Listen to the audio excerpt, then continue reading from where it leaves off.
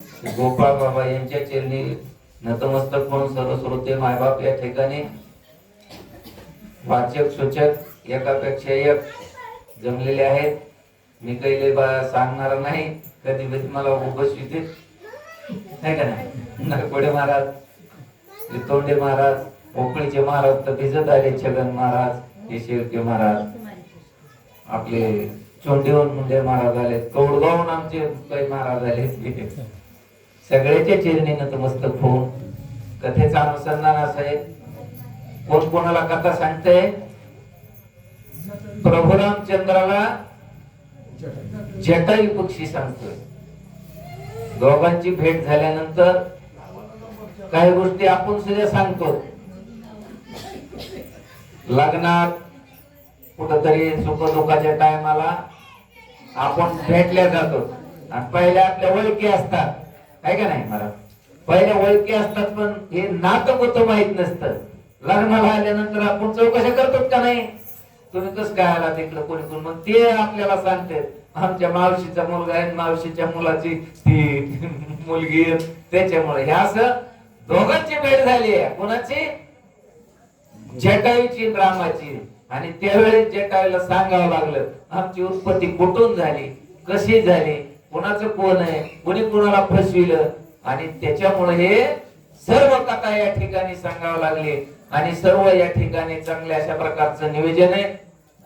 आमच्या काही रोज हमेशा येणं होत नाही. बळी महाराज कधीवर येतो. दादानी काल फोन केला आणि म्हणलं यावंच लागतंय. म्हणले आता मग म्हणलं आता जावंच लागतंय.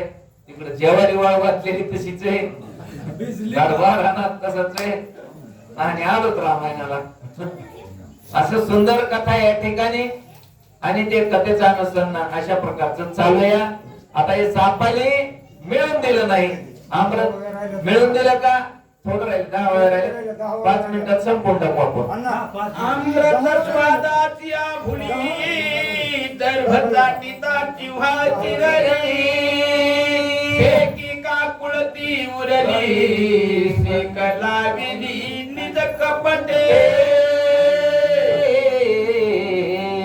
आता सापाली अमृत मिळून दिलं नाही. सापाचं अमृत त्या ठिकाणी हरणावर सांडलं आणि सांडल्यानंतर त्या सापाने काय केलं, चाटलं त्या ठिकाणी. आणि मग सापाने चाटल्यामुळं त्या सापाची जे जीव आहे, जीभ आणि त्या जीभी चिरले गेले त्यांच्या. आणि तवापासून हे जे रामायणात घडलेलं आहे ना, ते तवापासून विषय आज मी त्या ठिकाणी जशाला तसे येत महाराज. तवापासून सापाची जीभ 2 भाग आहे. कशामुळे झाली, त्या हरणावर कापल्या त्यांच्या जीभा, ते चाटू लागले ते अमृत. आणि तवापासून असं सापाने अमृत मिळवून दिलं नाही. पितृभक्ती मातृभक्ती तेने गरुडाची अमृत प्राप्ती कपटाची गती सर्पकावती अति दुःख.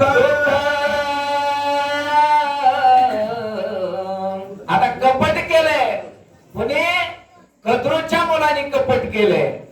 आणि इकडं विनीतेचे मुले. हे काय, मात्र पित्र भक्ती.